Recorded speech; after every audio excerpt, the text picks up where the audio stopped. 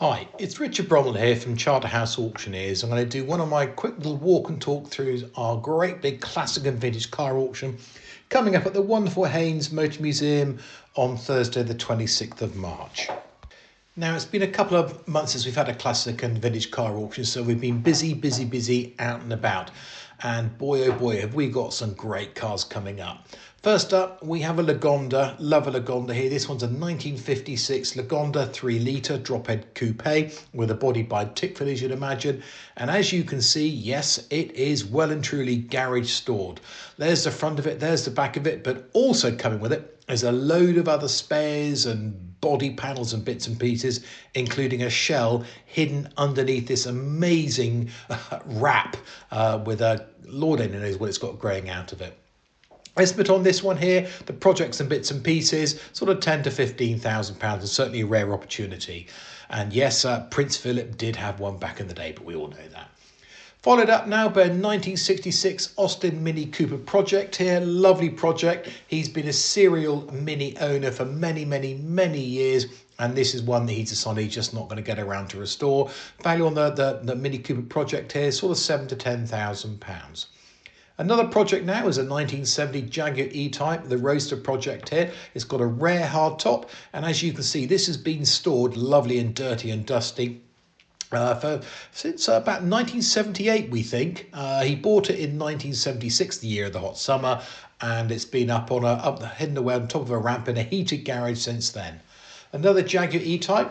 This time it's another Roadster, but it's a Series 3, it's the V12, and this is probably one of the nicest Series 3 V12 Roadsters I think I've ever seen. It's a manual, but I could live with that. It's got a hard top as well, an estimate on that around about the £50,000. We've got a lot of British cars on the sale, and this always makes me think of my grandfather because he had one as well. This 1971 Rover P5B. Lovely, almost in the dove grey there. Great, I love the interior. I love that sort of binnacle there with the dials on it as well. Another sporting car, another British sporting car, is a 1980 Austin Morris Mini 1275 GT, and this is you're looking at it thinking what is unusual about it? Well, it's been de-seamed. This was subject of a huge amount of work back in the late 1990s. It was featured in Mini magazine, and more recently, it's had a Swift Tune engine and gearbox rebuild, costing about £8,000. Lovely Mini, this one here. It's a 1275. It is a GT. Value on that round about sort of £9,000 to £10,000. Now this car here, the Lotus Elise, this is from the year 2000. You're not going to lose this one in a car park. And this one itself is actually really low mileage. They're quite sort of literally driving for the seat of your pants, so there's not much padding in the seats there. I think it's less than 13,000 miles on this one, and basically family owned from new, and the value on that around about the £17,000 to £18,000. Next up, we've got the Morris 1800. This is a 1971 car. It sort of reminds me almost quite a bit like the sort of the Rover we've just seen as well.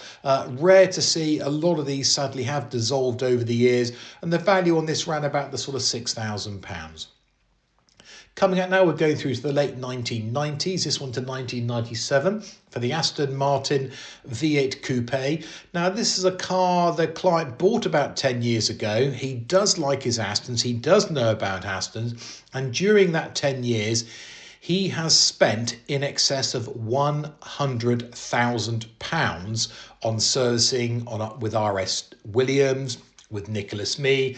Very meticulously looked after, and this one is in around about £30,000 to £40,000. It is a late entry, it's not in the catalogue, so it might be worth having a look at there. I don't think it's going to fly under the radar, but it is certainly a great looking car with the most amazing service history I've ever come across, I think, on an Aston Martin recently.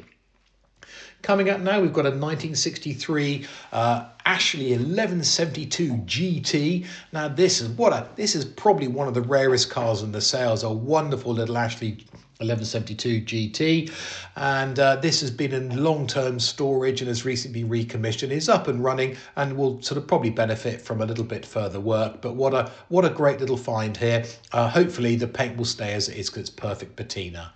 Following on now, a perfect patina. I know most of you have probably seen this car before. It's the 1982 Lotus Esprit Turbo. This is barn find now. This is a proper barn find in a Dutch barn in the middle of nowhere. And what a find. The owner's owned it since about 1990 and he restored it. And then he put it into his Dutch barn at about 1995 and it has stayed there ever since. So, but actually, just look, this is the interior to it. The interior has not been subjected to any weather at all or anything like that. And that's a new interior that he put in just literally a couple of months when he before he finished restoring it and putting it in the barn. Sadly, coming up now from a deceased estate is a 1976 Porsche Targa here, and I do like a Targa. It's a left-hand drive, it's a California import. He spent quite a lot of money, I think approaching about £20,000 on engines and bits and pieces, all the work done, but it's a 911S Targa, sensibly estimated between sort of £20,000 and £25,000. Another client who's given up driving now is this very, very fetching Mercedes-Benz 1999 E320 Avant-Garde Estate. It's a petrol engine one here, special order paint, and this is certainly going to create a lot of conversation. I think a lot of people do like the individual specification on it, and that is being sold without reserve. Another Mercedes here. This time the SL280, and again there's nothing particularly rare or unusual about it until you see the gear stick, because this is a manual SL. Can't think I've ever seen one before. S1 on that round about £12,000 to £14,000 and ready for some summer fun. Coming up now, we've got the 1966 Jaguar S-Type. There we go. S-Type Mark II, the favourite getaway cars, wasn't it? As you can see on the front badge here, this is a 3.4. This is long-term ownership as well. This is from the same owner as the white 1970 E-Type Roadster. A lot of money has been spent on this again. Tens of thousands of pounds, including a complete engine rebuild by Sigma Engineering, and they certainly know what they're doing. Value on that round about £10,000 to £15,000. Sadly, from another deceased estate is this 1975 Jensen Healey here, and this has been family owned, husband and wife, from 1977, and they even went off around the Swiss Alps on their honeymoon. Sadly, he passed away a couple of years ago. She's realised now that she just, it's the right time to do something, and she's not going to use it. But quite a nice registration number, 1975AC. So if your name is Arthur Charlie or something like that, that could be for you. And on that one there, sort of round about the sort of £6,000 to £8,000, and I'm sure it's going to generate a lot of interest. Some of the pre-war cars now, we've got a few of these in here, but this is my favourite. It's MGTC, lovely little MG registration number on it here. Andy King, especially as the pre-war MGs, has been breathing on this and looking after this for a long time. It's right there, it's on the button, it's ready to go, and estimated around about the £15,000. Similar sort of value, and certainly is a wolf in wolf's clothing here, because this is a 1987, it's a Defender, it's a Wolf, military issue Wolf here. It's been upgraded to TD5 specification by a couple of chaps who are ex-military, and done a wonderful restoration on that. Next up, another truck here. This time it's a 1949 Ford F1 pickup truck. It's a bit of a rat rod. What I'm talking is a rat rod. There we go.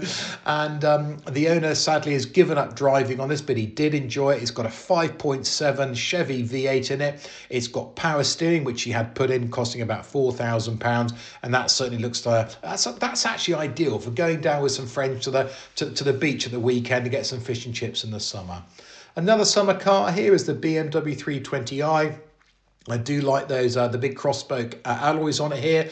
An estimate on that one is a 320i, so it's a 6-pot here, round about the sort of £8,000 to £10,000. And the last one to finish up here, as I say, we've got 65 cars or so in the sale, is a Rolls-Royce. Now, we've got other Rolls-Royces in the auction, but this is one certainly well worthy of a mention. It's a Camargue. Now, I know they made less than 500 of these. The colour is Fenland Sage, and a very big imposing car from 1980. I think this cost in the region of about £30,000, about £30,000 when it was new.